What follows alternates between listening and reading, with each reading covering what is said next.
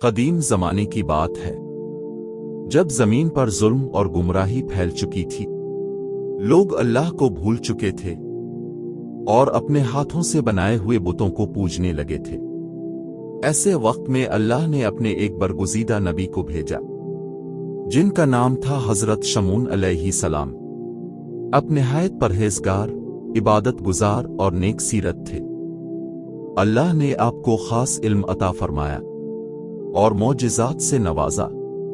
आपका चेहरा नूर से मुनव्वर था, आपकी आंखों में ईमान की चमक थी और आपके लबों से निकलने वाला हर लफ्ज़ दिलों को बदल देता था।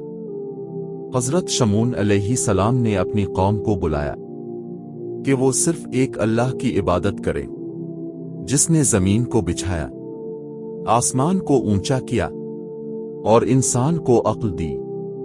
आपने फरमाया कि अल्लाह